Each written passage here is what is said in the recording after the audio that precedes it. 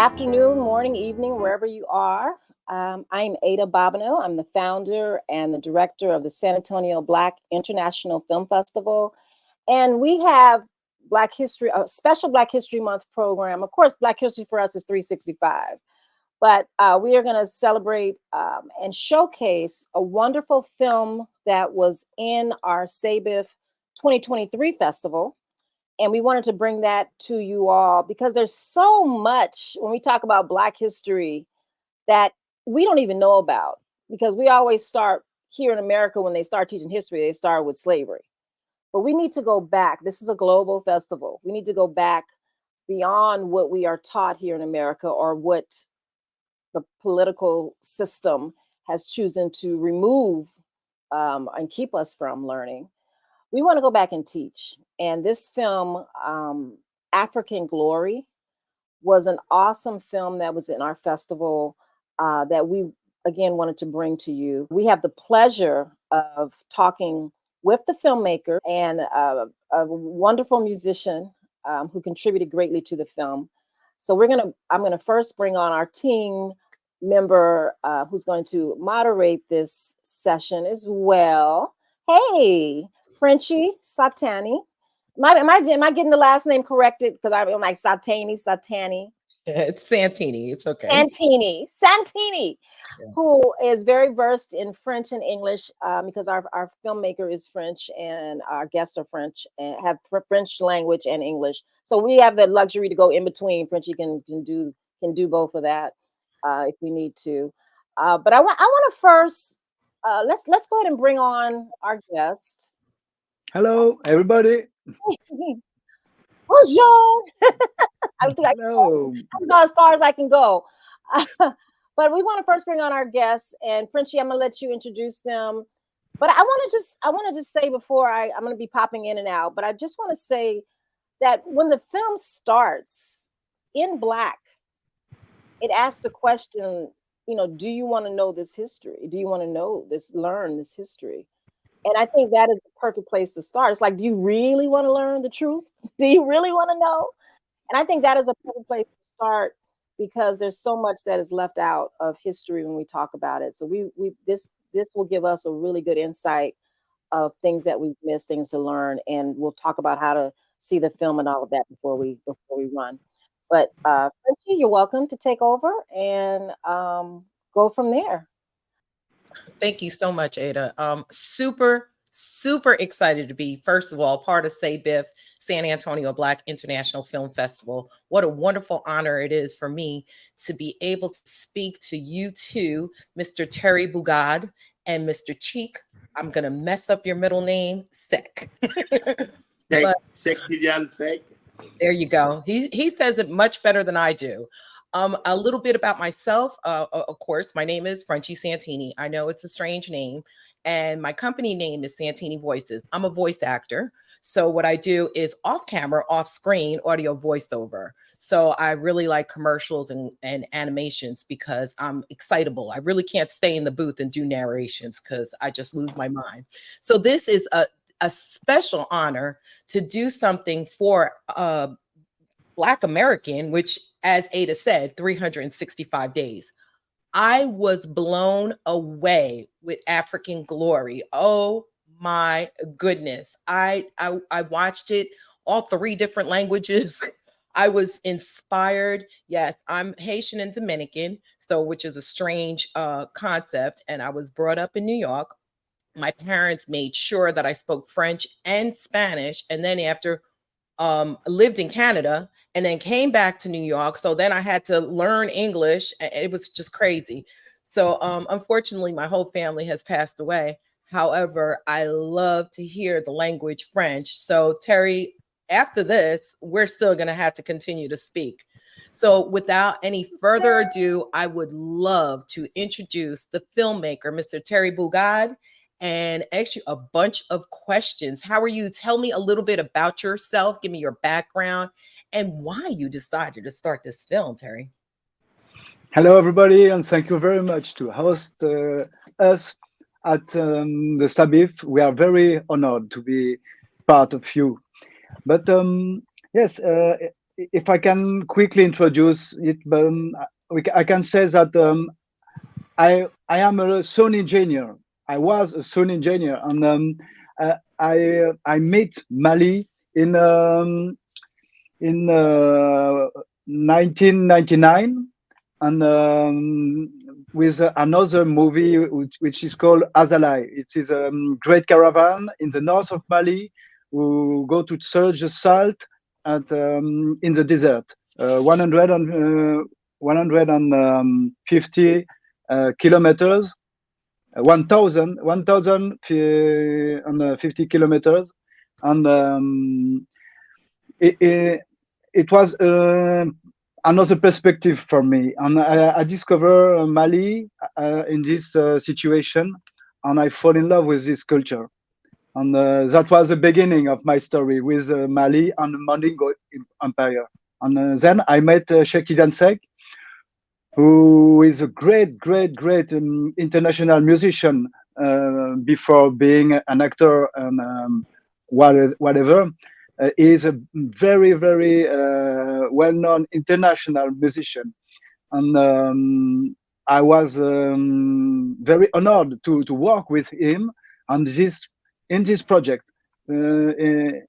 This project, he will tell me, he will talk about it better than me, but he introduced me the concept of Aboubakar II and the crossing of Atlantic 180 years before Columbus, and all the amazing story about the empire, secret story by the hunters who are kept secret by the hunters, and that's it.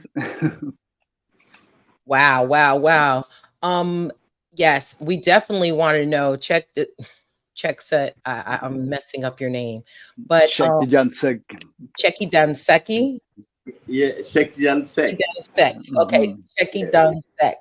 We would love to know your story. You're a musician and an actor. I mean, that's phenomenal. Why don't you give me a little history about yourself and why you decided to collaborate with Terry on this film? Yeah, because for me, all is about human being. You know, I am from Mali, from Ségou, the kingdom of Bambara, from a mama born 50 years before me. She had me when she was 50 years, and she was great singer, but in the traditional and spiritual way, ancient voices. I'm from that school, and in the movement, as Thierry tell you, we became friends. But before, I was in traditional bands, in modern band of Mali, in Ivory Coast, in all West Africa. And through that, I interest myself to jazz and have chance to collaborate with José O'Neill, Ornette Coleman, Hank Jones. We make an album with Hank Jones in 1995 together. Became kind of bestseller, you know, and Randy Weston. I cannot enumerate all the great names I've collaborated with, like, you know, the album with Salif Keita, Amen. I was a kind of musical director with José O'Neill, producer with Wayne Shorter, Carlos Santana, etc., etc. So my life is in music, you know, but I'm a painter. I'm from the Beaux-Arts in Mali. I go in art school first, you know. So when I met Thierry, and the story is you know, as I said at the beginning, human being is the most important between two people. You know, when we met, I was planning, like when I was teenager, our story, the story of Abubakar have to be known. It's a project of my life. I say, I'm a musician. I want to make an opera, doing transcribing this story through when we came and discover America, Latin America, all those countries, century before Columbus. And it was my dream. We talk, Thierry is a filmmaker, as you say, you know my country. So they became friends, and I show him a book wrote by a famous philosopher Senegalese, Tidiane. In this book, it's Abubakar II, one of the last emperor of Manding, who discovered America before Columbus, you know, 1 century. So Thierry, but so through that, the book dedicated by a celebration, Aimé Césaire, I give him the book and introduce him to one of great African historian, philosopher aussi, who is Yusuf Tatasise. And Thierry, What does that mean? Yusuf Tatasise, it's a Manding. He used to teach at La Sorbonne, a famous school, in Paris. Yeah. So it's Thierry. When I tell him, I say, oh, Thierry, when I go to Mexico, I make people from Veracruz, they are Mandingos. Oh, wait. Hold on, Cheick. We don't want to go there yet. We gotta kind of ease into that, okay? Because I don't want you to give anything away, okay? Let me ask you more questions. Yeah. Oh no, you're getting into the thick of it. I love it. I promise you. I saw the movie and I thought it was phenomenal. Yeah. African Glory was it's just a great story to tell, and I love the way that y'all met.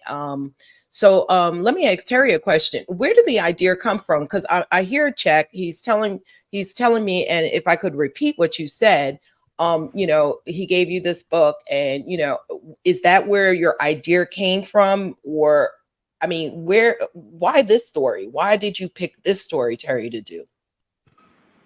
There's so many other stories to talk about. Why did you pick this story to talk about?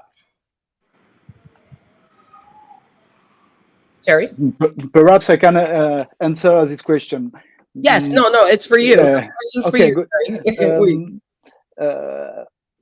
Yes, I think I can answer this question. But before, I want just to say something about Cheick Tidiane Seck, about all what he did, what he said is correct. But I think you forget, Cheick, to say that you used to teach at UCLA. And when you teach at UCLA, you learn this to the students, the great history of Africa. Yeah. Okay, so why your question was why this particular story? Cette histoire. Why did you think of this history? Why did you pick this story to? Because I didn't know it. I didn't know the great story of West Africa, because we don't have been taught at school of this story. And when I discovered it in Africa, and after in some great books written by great historians, I was shocked. Because why don't we teach this to the children? This is a very important part of the humanities story. It's not only Africa's story. It's not only a European story. This is a story of humanity. We have to enlarge our perspective. So Definitely. it became, for me, it became an evidence to tell this story to the world. Definitely. It's funny that you say that because in history, as I grew up in New York, as I indicated, and I went to Catholic school. So, I went to the Catholic Christian school, the Irish Catholic Christian school. I almost danced the jig. That's how much I was in an Irish school. And, the history was always, okay, we got here as slaves. That's it. Black history started right there at Kunta Kinte, and that was it. You know what I mean? And I I know. always used to think there must be much more because of the simple fact. Yes, I was born in New York, but my family are immigrants. So, maybe two generations from my friends who were also Black or African American, maybe their grandparents were slaves, but my grandparents weren't. My grandparents had, regular jobs. Well, my grandmother, she was just birthing the whole entire world because she had 10 kids. But my grandfather, he worked in the courts. And then my other, my great grandfather, he had a good job. So, I never heard the slave history within my lineage. However, I heard it as an American that where we came from was, Africa, and we got here and we were slaves. That's why it blew me away with African Glory, not only knowing that West Africa discovered America 180 years prior to Columbus or Amerigo Vespucci, because that's what I was told. Amerigo Vespucci is the one who discovered America, knowing that Native Americans were here anyway. So I couldn't understand that either. But just, with African Glory, with your film, Terry, it's like, I was like totally blown away knowing that you're a French man. Where did you learn African American history? Where did you learn African history? Not only African American, but African history. Where did you learn that? I learned Africa history in Africa because when I went in Africa, in Burkina Faso, in Mali, in Niger, in Senegal, every African know his own history, and so I just had to hear the story from the other people. And when we talk about America, we don't have to talk about discovering America, because America was discovered many years before by the native Indians. So we have to talk about perhaps cross the Atlantic. This is the first time we crossed the Atlantic, but America was there were native Indian, Native American before the rest. Definitely, yes. Yeah, you're right. It's not discovering because it was here. It's not like a planet that was built, by I don't know what. Cheick, do you play a certain instrument? Which instrument is your favorite instrument to play? I know I'm going off topic, but I just want to know what instrument is your favorite. I just want to put a kind of reflection, because it's not related to America or African American or anything else, even here in Europe. I mean that our story is not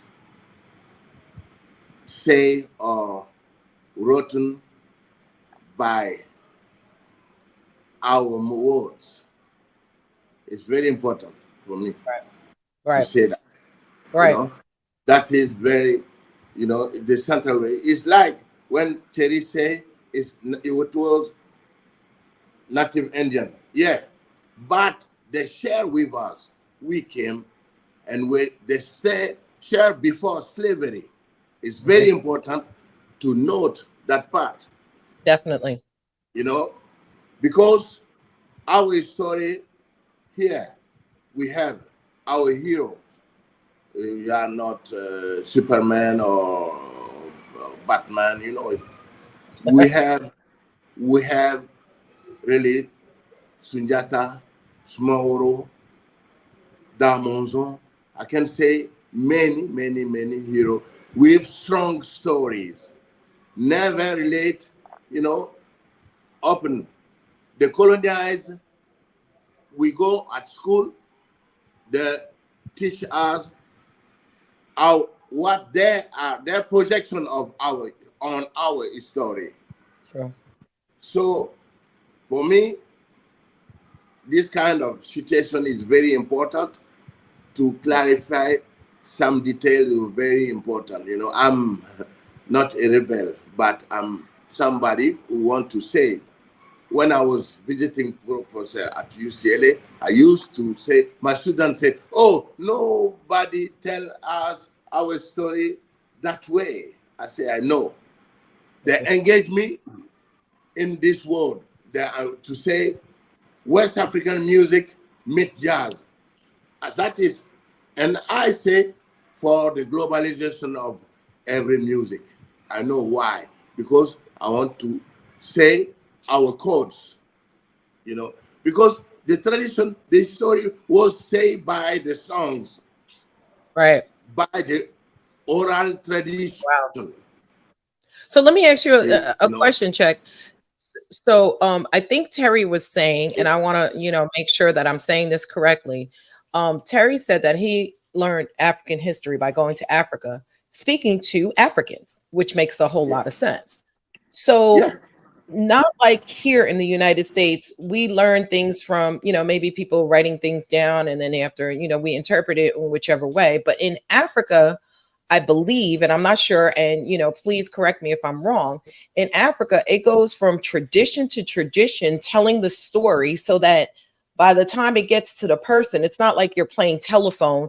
It's actually what happened. So it's like, you're embedded since you were young. This is what happened. This is your history. This is what's going on. This is what happened with your grandparents or your great grandparents. And by the time, like, let's say 2024, by the time we get it, that's actually what happened. It's not like a fictitious story that just, came out of the sky. Is that what you're saying, Terry and Cheick? yeah. The first school of us is that, uh, you know, storytelling with from aunt, from uncle, from the family, from the friends, but with codes. We have a code, not secrets, in certain ways secret, because you have to be initiated. If you are Dogon, different Dogon people, they Yeah, discover like when we got Sirius blessed to know before certain things. Yeah. scientific, So different tribe, different community, but same belief, in reality. I think the school can be oral too, it can be in the singing, it's like work song, in the ancient time, from slave, when the from up the cotton, they express themselves with the language of the master. They sing song to remind their past, and the mode of function, So in Africa, we have the same reflex, like, it's why I say some hero of African black story are our ancestors too, like Louis Armstrong, Why not? Because all is related to the same combination, the first people. It's all of Right. us, black and Wow. Wow. white, Oh yeah, definitely, So definitely. I have a question for Terry. And both of you actually. Just want to tell you a little bit. We're here in Texas. I'm by San Antonio, and here in Texas, teaching African, or the term we use here is Black history, has been politicized. It has really been politicized lately. Okay, with the agenda is dismantle, or we teach truth facts to our children, books have been banned and teachers have been forbidden, and I seriously forbidden to teach certain subjects. Okay. And, and the reasoning for that is they don't want children who are Caucasian to feel bad about what maybe, and I do say maybe, their ancestors did. Uh, so, what are your feelings, Terry, first, about this as a Frenchman? Yes, it's very scaring. This situation is very scaring for because we are trying to occult, we are trying to hide some aspect of the story of the human history. So it's not. It reminds me the dark moments of Europe, like when the Second World Wide, the Second World Second War. World Yeah, Yeah, yeah. World Sorry. War II. When there was a lot of autodafé, they burn some books just to exit a part of the humanity story. But here, in the construction of the film, during the production, we have some obstacles like this. When we went to the National Bibliothèque, French National Bibliothèque, with a sequence of the French historian Jean-Yves Loud, who say all the story of Alomari, the Arab geograph Arab who wrote the encyclopedia. The people of the National Library, they didn't want us to film the book because they said to us that African Glory, the film, don't go in the sense of the history. This was, Wow. yes, one point. It didn't fit what the narrative was that they have been saying for so many years. So they don't Yeah, want to say we were wrong yeah. and this is the truth. Yes, it's Wow. for me it was wow. But we have the same kind of obstacle in Mexico. Mhm. Um, in Mexico, we were very well hosted in the museum with the Olmec heads. But when they realized what was the subject of the film, they said, no, no, no. Africa, there's no African influence in Mesoamerican art. It's impossible. We don't want to write again the story. So we have a lot of obstacle like this. But what Texas is living now with interdiction of books, it's I can't describe what kind of sensation it gives to me when you want to occult the science to children. This is very, very, very bad. I'm not agree with that. Definitely. It's like I don't know if you ever read the book Fahrenheit 451 by James Bradbury. It's a really good book. It's a science fiction book and it talks about people burning books. And because Fahrenheit 451 is the highest burn rate that you can get, and that'll burn a house down and everything. If you get a chance to read that Fahrenheit 451. I think that that's what they're trying to do is just burn history at that Fahrenheit 451. But African Glory, as it goes out through the world, which I hope that's what it does, because this film, Terry, is phenomenal, and it just opened my eyes to so many things. As you were talking about Mexico, and I was looking at the film, and I saw the ruins, and it was like, oh, there goes my cousin. You know what I mean? There goes my cousin. There goes, somebody who could have been my sister, and all those other things. It was like, oh wow, and I know there's a large influence of Africans all over the place, but I did not know how important they were in how important we are in Mexico. I don't believe I ended up like a reporter. How important they are. So I have an anecdote about this. We are, a friend of us, friend of Cheick Tidiane Seck, and now a friend of me. which name is Will Calhoun. He is a drummer of Living Colors, a great band, American band, Living Color. He is a drummer, and he lives in New York, I think. And one day he decided to test his DNA. You know, Okay. yes, as a lot of African American people. The question is simple: where do I come from in Africa? And he had a response. The response was, "You come from Mali."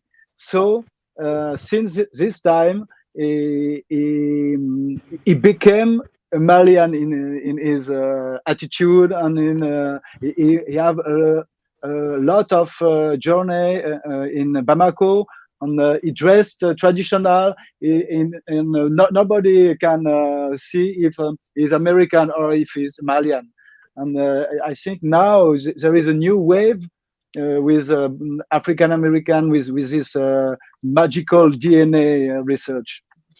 Yeah, he got a sense of pride. It's funny because, you see my little hairpiece that I have a little braid in here. That's for you guys for African glory. Yeah. But yeah, you know what? I also think, and this is just my belief, still on topic, but I also think that maybe not my generation, but 2 generations below us, which is, I think they're called Generation Alpha or something like that. I guess they're starting with the letters again at A, but because they got to XYZ and they're like, okay, let's start all over again for another 27 years. But I think the Generation Alpha is going to find out that there's a reason why things don't make sense. And watching African glory or watching films that are contradicting to what they're teaching in school by not only watching these films, but just watching interactions with different people of, let's say, my generation. They're going to say, wait a minute, there's something missing. There's a reason why this is happening this way. There's something missing. And as I said, African glory, I hope that it goes on like the big screen so that people can not only learn the truth, but also ask questions.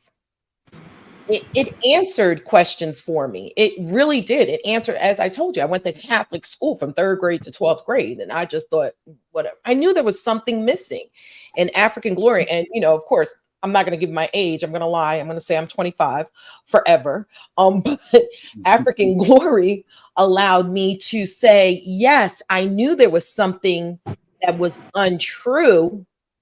And here's that missing piece.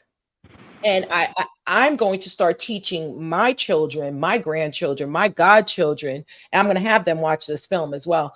That ask the questions. Ask the questions because you never know what the answers are. Cheick, you are such a beautiful man. Okay, I have some questions that I've written down, that we've written down. So let me go ahead and ask one or two of those.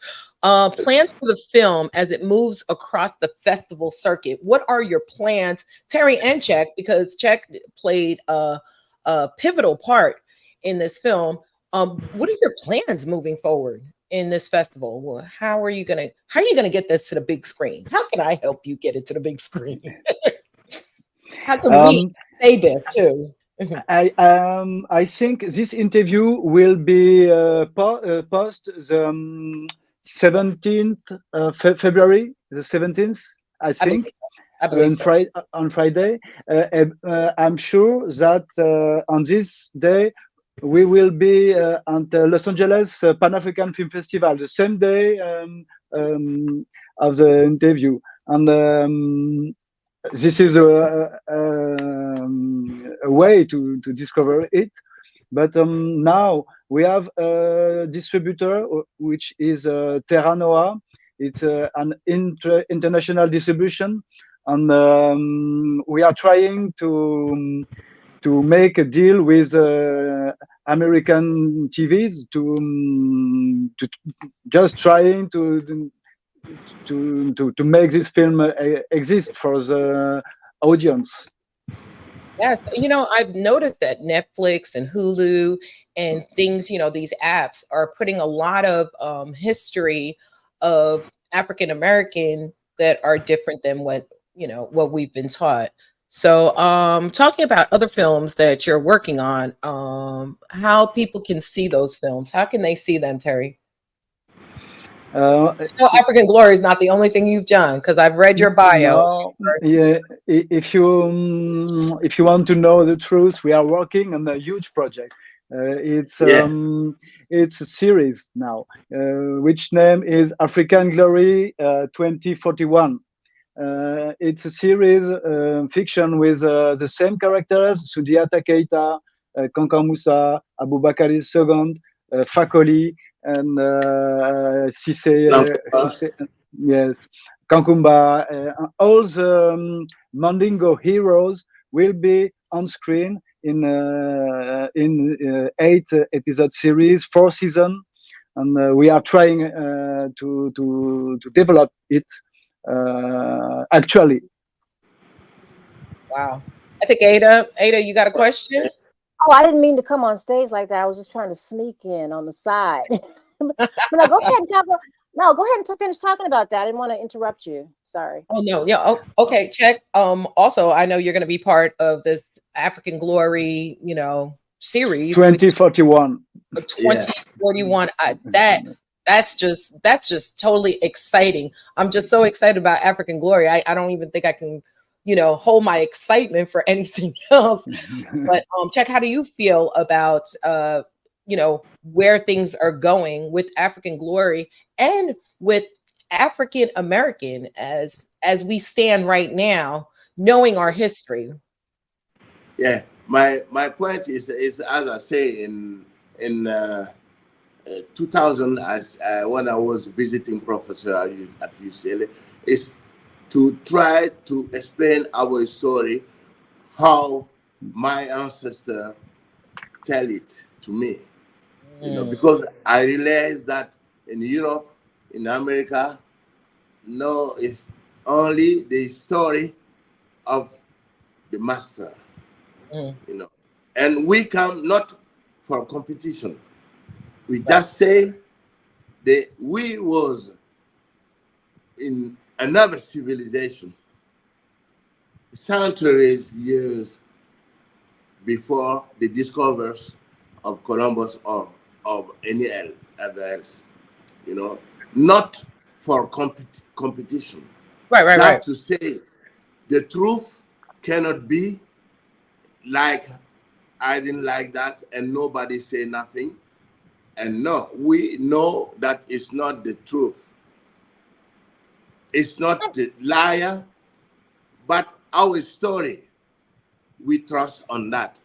And in the scientific proof, Patijani, they go with carbon search and discover that all that story is really authentic. It have to be known by everybody, and with just a little respect, like all of the stories we are saying, who are, for the proudness of human being. I like the way you said respect, because I hope I say this correctly. I believe the head of the hunter, he blessed us to know the story. Was it the head of the hunter? The head of Sekou Keita, the brotherhood of hunters. The brotherhood of hunters. Yes, the brotherhood of hunters. Yes, he blessed us to know the story, and I felt the blessing. I was like, wow. So it's like I'm getting inside information. I like that. I'm like, ooh, I'm getting this. So Cheick, talk about the Brotherhood of Hunters and their role in history. Is it possible that you can give us just a short description of what the Brotherhood of Hunters are and their role in history, please? And do they still exist today? Because I hadn't heard of the Brotherhood of is it a secret organization? They got a secret handshake. What do they got? They are in our belief, ancestor beliefs, in the tradition, in the rituals, and they know the sign. They read in the past, the present, and the future. They know Mystical. the symbol of the signs. It's not only them. It's them and the clown community. The core exists deeply here. But by mistake, some people say, oh, voodoo, oh, Inanga, oh, African, it's not, it's because they don't know that our belief, ancestral belief, was strong in a good way. Okay. That depends who uses it on what way. Yes, sir. My English is very bad. I'm sorry. Oh no! We understand. We understand. Yeah. Who use it, and so sometimes the sign is in the element. Okay. In the wine, it cannot be visible. It can be in the breath. It can be in the breath. Yes. The element of the nature. They know how to make the harmony between the human being, the part of the head of the body, to get it together to have, good sensation, in positive way. Terry, I see why you wrote African Glory. I mean, just talking to Cheick, I mean, I could talk to you for like 18 hours, actually. I'd sit at the bottom of your feet and just listen to you. But Ada will spank me if I do. So no, you did great. You did great. Yes, thank you so much. I think Ada has a couple of questions for you. Go ahead. You are a part of our community. Oh, yes. You all feel that. Because I am, I think the future of the humanity is in the good fusion. Me, I was Alkula, nomad people, Polish, Kulani. And I grew up in Senefu tribe, different rules. Manding side of me talk to me.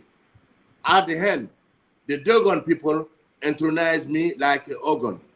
I know about the Dogon, the Nomos, magic power of the word Nomos. Okay. Bamana, all those. I take all that with respect. I tell the belief of anybody, all can be accept and live together in the same reflection. That is the most important way, that we can say African glory, but for all human.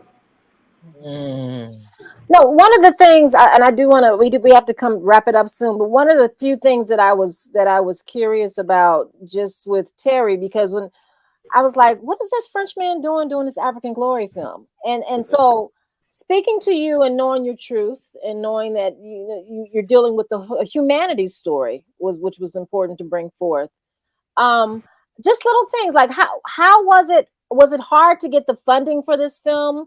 How long did it take? I just want to know production stuff for the filmmakers, people out there. What was your budget? How long did it take for you all to do the film? Because I know you're a writer, producer, editor. You wore a lot of hats in this. But how was it?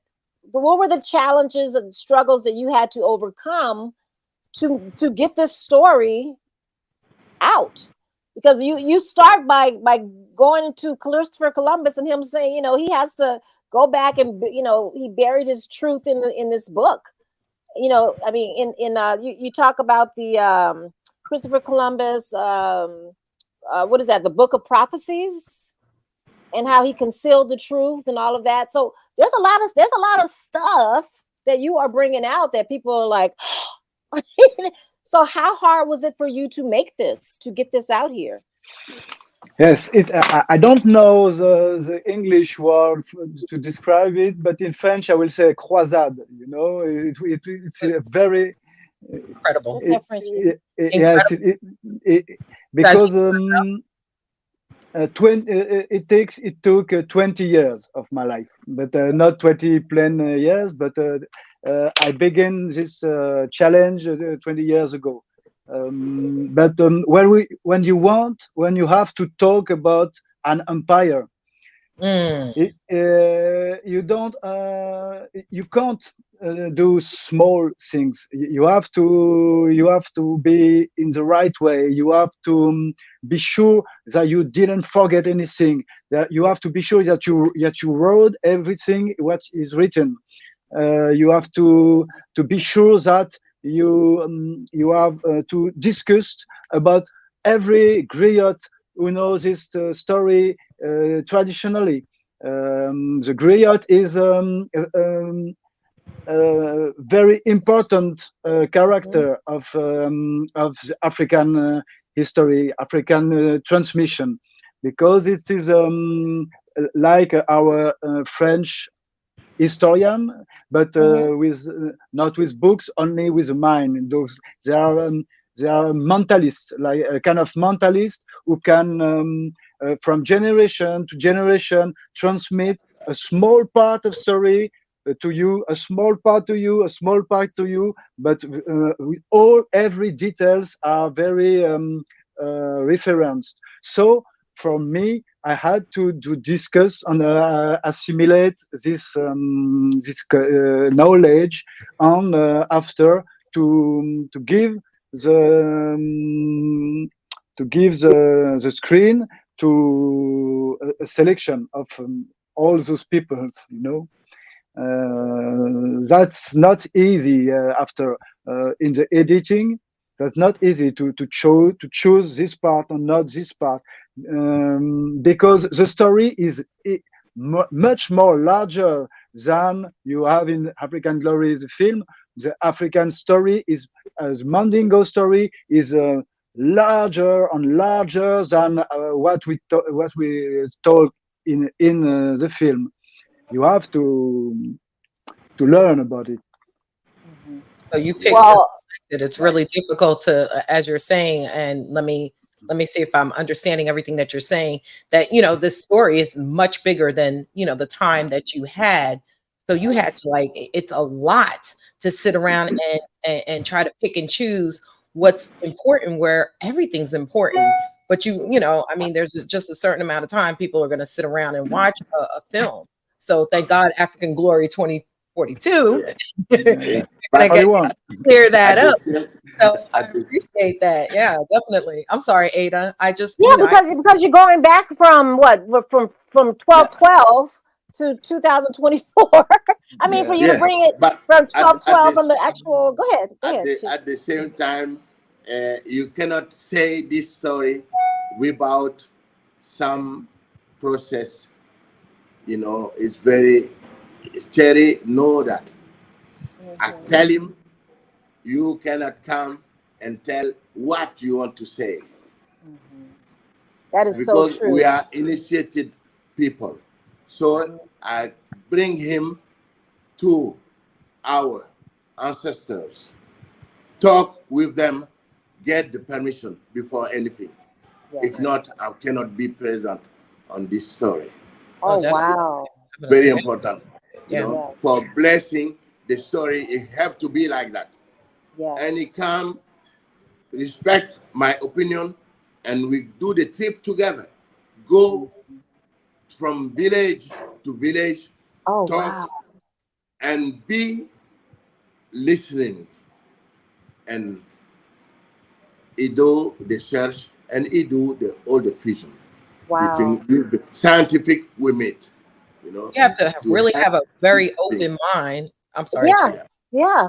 And to get the permission of the ancestors, and actually they had to put their trust in Thierry too. They had to trust him. To come in and tell the story. We have it's the blessing is, you know, to bless the project.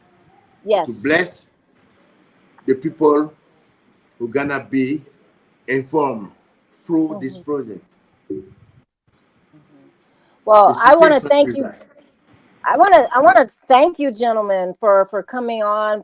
Thank you, Thierry, for allowing us to present this in Texas, in San Antonio, Texas. And we really, if there's anything that SABIFF can do to help you push this forward. You know, when you have your premiere with the distributor or whatever. I think it needs to be on Netflix personally. So we hope that you can get it on that level. But it's a very important story. We thank you again for allowing us to present it. We thank you all from France and from, you say you're Burkina? You're in Burkina? No, I'm Jack? in Mali. Oh, you're in Mali now. Okay. In Mali. Yes, so we have 3 different time zones going on here to get this to you all. But you all take. Merci, Yes. merci. Thank you very much. Blessing. I'm just putting up just so people will know, this is how you can reach Thierry if you have any questions. And then Cheick, this is the company. Yes. Cheick, I didn't have, what was your, did you have a, you have a, you had a Cheick Tidiane Seck. You can see Cheick Tidiane Seck on Spotify, on YouTube, on all the platforms, iTunes, Instagram, on all the music platform. You have to listen to the music. Yes. Cheick Tidiane Seck. The first question my sister asked me, it's what my instrument. My instrument now is all keyboards. Oh, okay. All right. Okay. And I play with Hank Jones. Mm-mm. You know, I love that you also played with Randy Weston. Randy Weston, and I do a tribute to Randy through Timbuktu. He gave me a art disc and say, "Oh, Cheick, listen this." You know, I listen, and when I play with him, he was 92 years old. Wow! And I do a tribute to him. Awesome. You know? One of the hero who make me becoming an organ player is Jimmy Smith. Oh wow! Okay. Yeah. I was playing Jimmy Smith in 70s in Mali, in the Ivory Coast, in Burkina Faso, etc. Wow! Wow! You know, I was intrigued by all the sound of Tamla Mutam, you know, at that time, and I was deeply in my tradition as well. A legend is among us. Yes. Gentlemen, thank you so very, very much. Go check it out. Oh my goodness. Love. And you all take care moving forward.